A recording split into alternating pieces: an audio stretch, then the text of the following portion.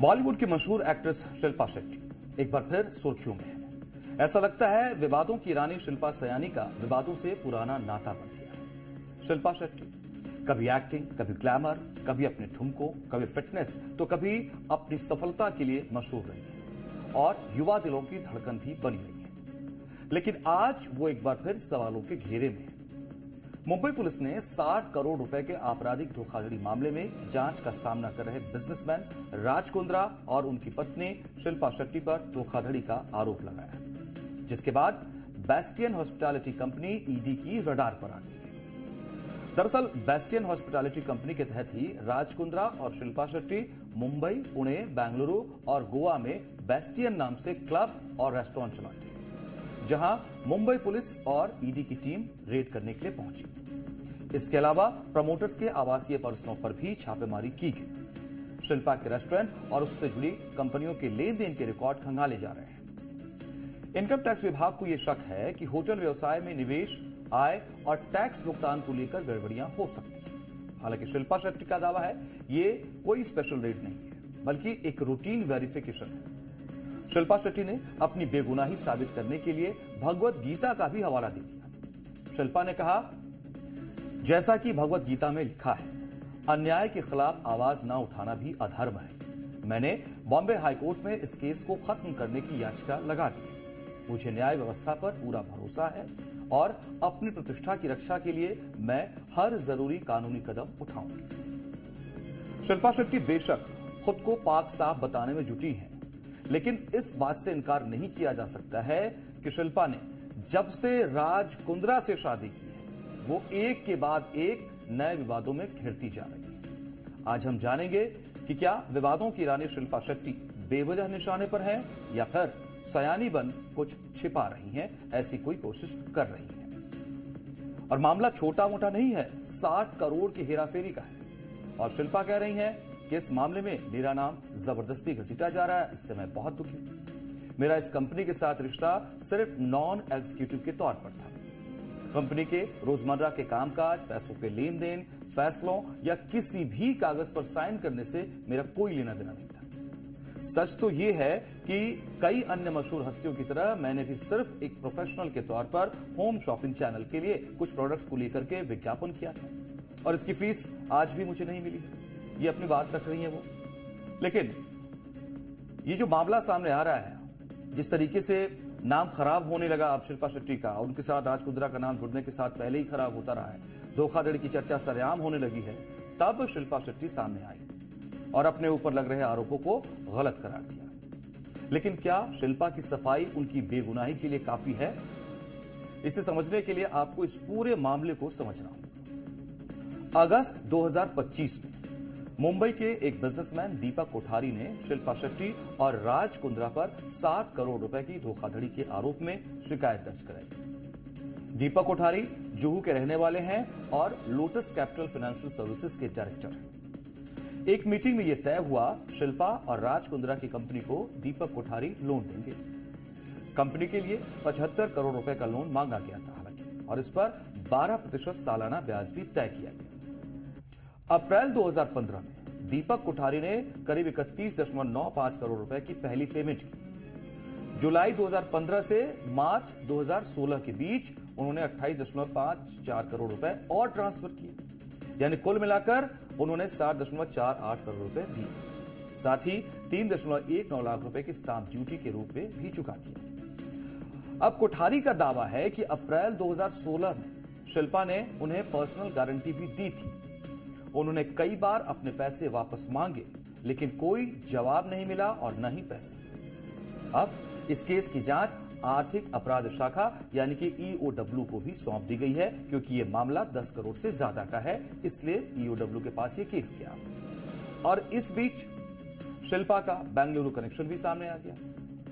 जब 17 दिसंबर को बेंगलुरु पुलिस ने बेस्टियन पब पर निर्धारित समय से ज्यादा देर तक खुले रहने और अन्य अनियमितताओं का आरोप लगाकर एफआईआर दर्ज की है और शिल्पा ने 2019 में इस हॉस्पिटैलिटी चेन में 50% हिस्सेदारी ली थी। ये बात अब तक सामने आ रही है, जो बिजनेसमैन रंजीत बिंद्रा की कंपनी का हिस्सा है। आयकर विभाग को यह शक है कि निवेश, आय के स्रोतों और टैक्स पेमेंट में गड़बड़ी हुई है। West End Garden City Restaurant को वेस्ट एंड हॉस्पिटैलिटी ही संचालित करती है। इससे पहले बेंगलुरु के चर्च स्ट्रीट वाले आउटलेट पर भी रेड की गई थी, जहां वित्तीय रिकॉर्ड जब्त किए गए थे। अब इनकम टैक्स विभाग की टीम ने शिल्पा शेट्टी के मुंबई के जुहू स्थित लग्जरी बंगले पर भी छापेमारी की है और यह मामला नए सिरे से सामने आ चुका है। अपनी चमक का जलवा बिखेरने वाली फिल्म स्टार शिल्पा शेट्टी आज 50 साल की उम्र में भी पहले ही की तरह फिट और हिट नजर आती हैं। सोशल मीडिया पर भी शिल्पा छाई रहती हैं।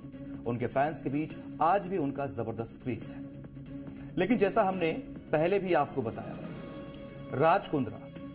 राज कुंद्रा जब से उनकी जिंदगी में आया है, उनका पूरा हिसाब किताब बिगड़ गया है और वो लगातार किसी न किसी हेरा फेरी और गोलमाल में फंसती ही जा रही है।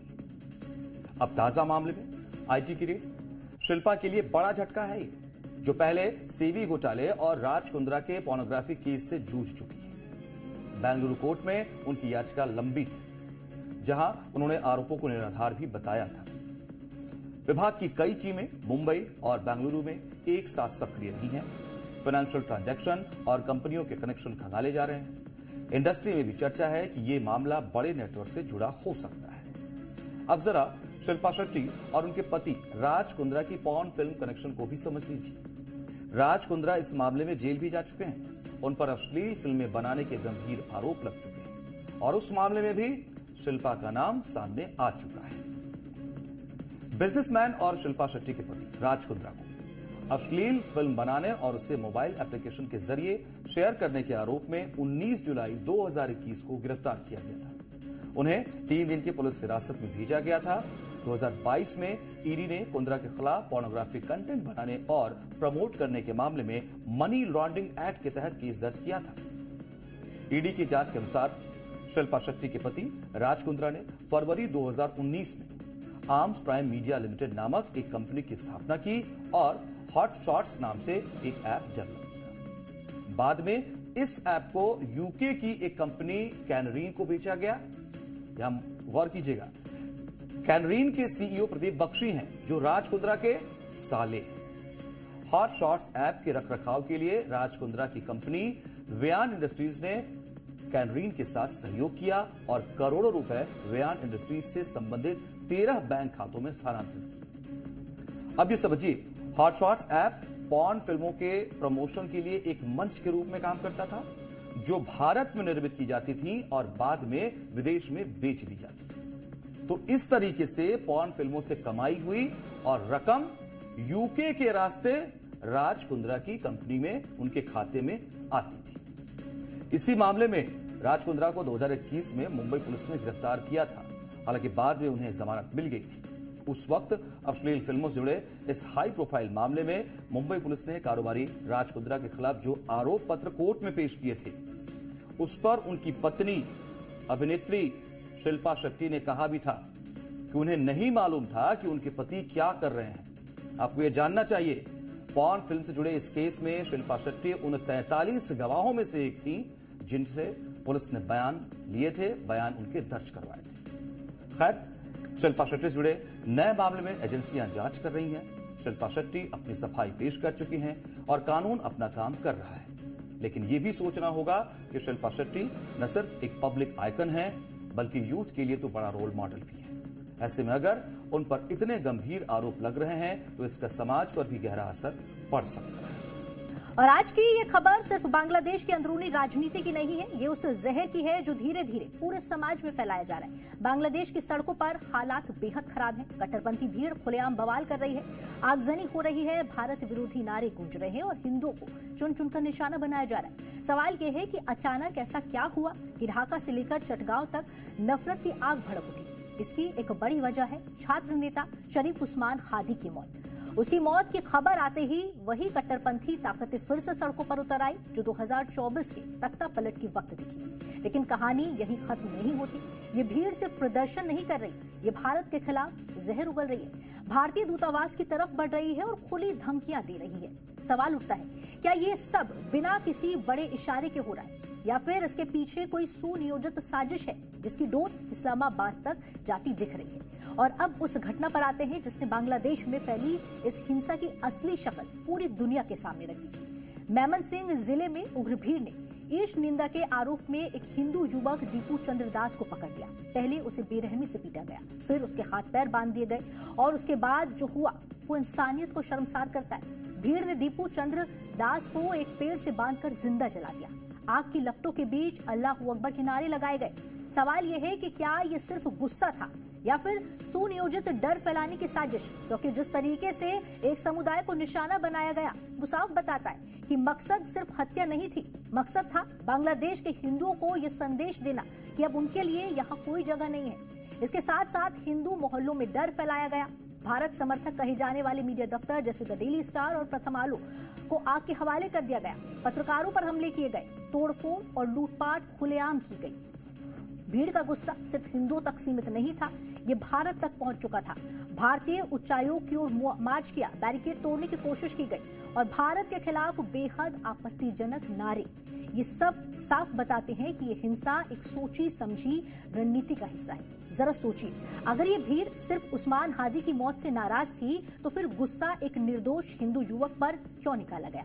अगर ये प्रदर्शन लोकतांत्रिक थे तो फिर आगजनी, लूट और जिंदा जलाने जैसी दरिंदगी क्यों की गई? और सबसे बड़ा सवाल, जब एक इंसान को जिंदा जलाया जा रहा था तो बांग्लादेश की पुलिस कहाँ थी और मोहम्मद यूनुस की अंतरिम सरकार की आवाज इतनी देर तक खामोश क्यों रही? ये सवाल बने हुए। और उस चीज को भी समझते, देखिए उस्मान हादी कौन था और उसकी मौत के बाद ये आग क्यों भड़क गई? उस्मान हादी 2024 के विद्रोह के बाद उभरा एक कट्टरपंथी छात्र नेता था। उसने इनकलाब मंच नाम का संगठन खड़ा किया जिसका मकसद शेख हसीना की भारत समर्थक सरकार को गिराना था। सोशल मीडिया पर भारत विरोधी पोस्ट, सड़क पर उग्र भाषण और युवाओं को भड़काने का काम हादी यही करता था। फरवरी 2026 के चुनाव लड़ने की तैयारी में था। 12 दिसंबर को मस्जिद से निकलते वक्त उसे गोली मार दी गई और 18 दिसंबर को सिंगापुर में इलाज के दौरान उसकी मौत हो गई। लेकिन असली सवाल यह है कि हादी की मौत से किसे फायदा हुआ? रिपोर्ट्स इशारा करती हैं कि तख्ता पलट के बाद बनी मोहम्मद यूनुस की अंतरिम सरकार हादी और उसके संगठन से असहज थी। यूनुस ने इनकलाब मंच को भंग किया, उसके नेताओं पर अघोषित पाबंदियां लगाई। यही होती है पाकिस्तान के सेना प्रमुख आसिम मुनीर की एंट्री। माना जा रहा है कि मुनीर जानता था अगर हादी मारा गया तो उसके समर्थक बांग्लादेश को फिर आग में झोंक देंगे और वही हुआ। हादी की मौत और सारा गुस्सा भारत पर डाल दिया गया और यहीं से पाकिस्तान की साजिश की तस्वीर साफ होने लगती है। कई खुफिया रिपोर्ट्स बताती हैं कि पाकिस्तानी एजेंसीज एक बार फिर बांग्लादेश में एक्टिव हैं। मकसद साफ है, बांग्लादेश को अस्थिर करना, भारत विरोधी माहौल बनाना और इस अस्थिरता को अपने बड़े प्लान के लिए इस्तेमाल करना।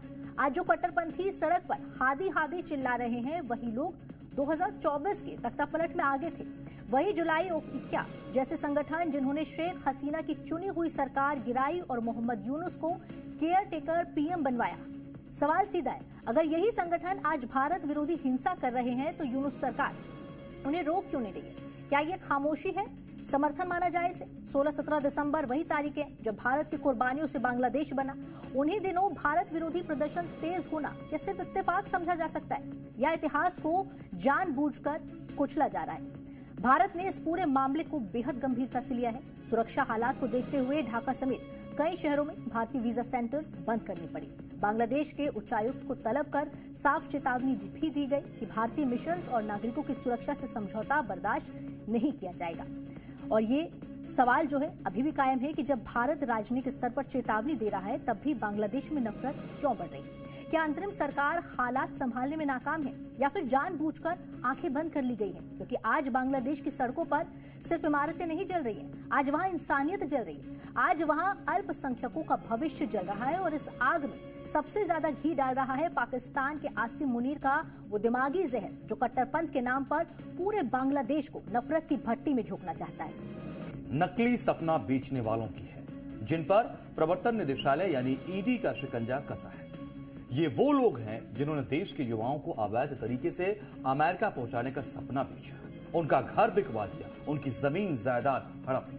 खासकर पंजाब, हरियाणा और यहां तक कि दिल्ली के युवा इनके निशाने पर रहे। सालों से ये खेल चलता रहा है, अब जाकर बड़ा एक्शन हुआ है। आप नोटों की ये गड्डी देखिए, सोने की बिस्किट्स देखिए, चांदी का ढेर देखिए। इनकी चमक ने न जाने कितने चेहरों की चमक को छीना होगा, उन्हें कंगाल कर दिया होगा। डंकी रूट इतना खतरनाक होता है, कहना गलत नहीं होगा इन सपनों के सौदागरों ने न जाने कितने युवाओं को मौत की खाई में धकेल दिया होगा। अब सोचिए, इन लोगों ने युवाओं का घर उजाड़कर कितना कमाया होगा। ये जो सारा कुछ आप देख रहे हैं, 6 किलो सोने की ईंट, इसकी अनुमानित कीमत 7 करोड़ बताई जा रही है। 1-2 किलो नहीं, 313 किलो तो चांदी है और करीब 5 करोड़ कैश बरामद है। इन सबको मिलाकर जो आंकड़ा सामने आ रहा है वो 19 करोड़ रुपए से ज्यादा का है। ईडी की रिकवरी में यह सारा कुछ दिल्ली के एक ट्रैवल एजेंट के घर से मिला, जो डंकी रूट के जरिए लोगों को अमेरिका भेजने का काम किया करता था। एक एजेंट के घर से एक झटके में 19 करोड़ की जब्ती। वो दिल्ली के एक एजेंट का खजाना इतना बड़ा है, उसके पास इतना पैसा, इतनी संपत्ति मिली है। सोचिए, जो एजेंट पंजाब और हरियाणा में एक्टिव हैं, उनके पास कितना पैसा होगा, क्योंकि सबसे ज्यादा खबरें वहां से आती हैं। और इस केस का अहम सिरा भी पंजाब से जुड़ ही जाता है। जालंधर की ईडी टीम ने डंकी रूट सिंडिकेट के खिलाफ बड़ा एक्शन लिया है। केंद्रीय एजेंसी ने पंजाब, हरियाणा और दिल्ली में एक साथ 13 ठिकानों पर छापेमारी की। इस दौरान दिल्ली से कुल अनुमानित कीमत 19.13 करोड़ रुपए का सोना, चांदी और कैश बरामद हुआ। आपको याद होगा, इसी साल फरवरी महीने में अमेरिका से 330 भारतीयों को डिपोर्ट कर भारत भेजा गया था। ईडी की कार्रवाई उसी मामले में की गई है। उस वक्त अवैध इमिग्रेशन के मामले में भारत में कई एफआईआर दर्ज किए गए थे और उन्हीं शिकायतों के आधार पर ईडी ने मनी लॉन्ड्रिंग का केस दर्ज किया। जांच में सामने आया कि इन सभी लोगों को डंकी रूट के जरिए अमेरिका भेजा गया था। अवैध इमिग्रेशन का यह तरीका बेहद खतरनाक और गैर कानूनी माना जाता है। ईडी ने इसे संगठित अपराध से जुड़ा मामला बता दिया है। अधिकारियों के मुताबिक यह नेटवर्क बेहद संगठित और योजनाबद्ध तरीके से काम कर रहा था। जांच एजेंसी ने बताया, यह मामला केवल एक राज्य तक सीमित नहीं है, इसमें कई राज्यों और विदेशी संपर्कों की भूमिका सामने आ चुकी है और इसके दायरे में कई लोग शामिल बताए जा रहे हैं। इस कार्रवाई में कई अहम दस्तावेज और डिजिटल सबूत भी खंगाले गए हैं। संदिग्ध लोगों की लिस्ट तैयार की जा रही है, कड़ियां जोड़ी जा रही है। युवाओं को अमेरिका का सपना बेचकर जो धन इकट्ठा किया गया, वो किन किन लोगों में बंटता था, इस जांच की शुरुआत फरवरी 2025 में हुई थी, जब अमेरिका से 330 भारतीय नागरिकों को एक सैन्य कार्गो विमान से डिपोर्ट किया गया था। उनके हाथ पैर में हथकड़ी का मुद्दा तब बहुत गरमाया था। इस नेटवर्क में ट्रैवल एजेंट, बिचौलिए और तथाकथित ब्रोकर शामिल थे। इसके अलावा विदेशी संपर्क, हवाला ऑपरेटर और लॉजिस्टिक्स सपोर्ट देने वाले लोग भी इससे जुड़े हुए थे। अलग अलग चरणों में लोगों को ठहराने और आगे बढ़ाने की व्यवस्था की जाती थी और हर लेयर का काम अलग अलग था और सभी एक दूसरे से जुड़े हुए थे। ये पैटर्न ऐसे काम करता था। अब ईडी का कहना है कि यह पूरा सिस्टम अवैध कमाई पर आधारित था। इसी कमाई को मनी लॉन्ड्रिंग के जरिए घुमाया जाता था। ईडी ने बताया है, पहले की गई छापेमारी और जांच में अहम सुराग जो मिले थे, उन सबूतों से नेटवर्क की दूसरी और तीसरी परत के लोगों की पहचान की गई। अब इन्हीं नए नामों और संस्थाओं को ताजा तलाशी अभियान में शामिल किया गया है। बुधवार को जिन ठिकानों पर छापेमारी हुई, उनमें कई बड़े नाम शामिल हैं। जालंधर की रिची ट्रैवल्स पर ईडी ने तलाशी ली। इसके अलावा दिल्ली में तरुण खोसला और पानीपत के बलवान शर्मा के ठिकानों पर भी कार्रवाई की गई है। ईडी इन सभी की भूमिका की जांच कर रही है। एजेंसी ये पता लगाने में जुटी है कि इन्होंने अवैध माइग्रेशन में कैसे मदद की, साथ ही अपराध से हुई कमाई के लेन देन की भी जांच हो रही है। सबूतों के आधार पर आगे की कार्रवाई तय होगी। ईडी ने इस मामले में पहले ही बड़ी वित्तीय कार्रवाई की है। एजेंसी ने हाल ही में 5.5 करोड़ रुपए से अधिक की संपत्ति अस्थायी रूप से अटैच की है। ये संपत्तियां भी उन्हीं लोगों की हैं जो डंकी रूट के जरिए लोगों को विदेश भेजकर अवैध कमाई कर रहे थे। ईडी के मुताबिक ये रकम प्रोसीड्स ऑफ क्राइम के तहत आती है। एजेंसी अब इस पैसे के स्रोत और इस्तेमाल की गहन जांच में भी जुट चुकी है। डंकी रूट से ट्रैवल करना काफी खतरनाक माना जाता है। बहुत ही खतरनाक रास्तों से होकर अमेरिका पहुंचने का प्लान होता है, जिसमें जान तक जा सकती है। अच्छा खासा पैसा खर्च होता है। एक अनुमान के मुताबिक इसके लिए 35 से 40 लाख रुपए तक एजेंट एक आदमी से वसूलते हैं, वो भी बिना किसी गारंटी के। आप अमेरिका पहुंचेंगे या नहीं, कोई तय नहीं कर सकता है। कई लोग तो आधे रास्ते से लौट आते हैं, कई रास्ते में ही मर जाते हैं। कुल मिलाकर कहा जाए तो अमेरिका पहुंचने का अवैध तरीका डंकी रूट कहलाता है। डंकी शब्द पंजाबी भाषा के डंकी डुंकी से आया हुआ है और इसका अर्थ होता है एक से दूसरे स्थान पर कूदना। विदेश में जाने के लिए यह जोखिम भरी और लंबी यात्रा होती है। इस रास्ते के लिए किसी तरह के पासपोर्ट की आवश्यकता नहीं होती। इसमें खराब मौसम, भूख, बीमारी, दुर्व्यवहार और कभी-कभी मौत का भी सामना करना पड़ता है। अमेरिका से रिपोर्ट किए गए लोगों ने बताया, अमेरिका जाने के लिए ट्रैवल एजेंट की ओर से 3 पैकेज दिए जाते हैं। पहला पैकेज मैक्सिको बॉर्डर के जरिए है। ट्रैवल एजेंट मैक्सिको बॉर्डर पर पहुंचा देते हैं, जहां उन्हें अमेरिकन पुलिस पकड़कर कैंप में ले जाती है। फिर 4-5 दिन बाद उन्हें कोई जानकार लेने आ जाता है तो ठीक, नहीं तो छोड़ दिया जाता है। लेकिन अमेरिकन पुलिस इन पर पूरी तरह निगाह रखती है। दूसरा रास्ता पनामा के जंगलों से है, जो कि बहुत ही खतरनाक है। तीसरा रास्ता कनाडा के रास्ते है। कबूतरबाजी के जरिए भी लोगों को पर्यटक वीजा के जरिए अमेरिका पहुंचाया जाता है।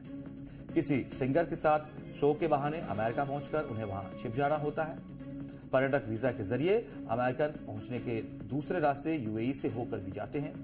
मानव तस्कर सबसे पहले दिल्ली और मुंबई से लोगों को पर्यटकीय वीजा पर यूएई ले जाते हैं और वहां से उन्हें वेनेजुएला, निकारागुआ और ग्वाटेमाला जैसे कई ट्रांजिट बिंदुओं से होकर अमेरिका मैक्सिको सीमा तक पहुंचाया जाता है। अब वहां से अवैध तरीकों से अमेरिका में इनकी एंट्री की कोशिश होती है। लेकिन पकड़े जाने पर उत्पीड़न का हवाला देकर शरण का दावा किया जाता है। अमेरिका का सपना कई लोगों की जिंदगी बर्बाद कर चुका है, लेकिन पंजाब, हरियाणा में सपना किसी बुरी लत से कम नहीं। इतने लोगों को बर्बाद होते देखकर भी कोई मानने को तैयार नहीं। इसे रोकने के लिए सरकारों को ही सख्ती दिखानी होगी, तभी युवाओं को इस माया जाल में फंसने से बचाया जा सकता है।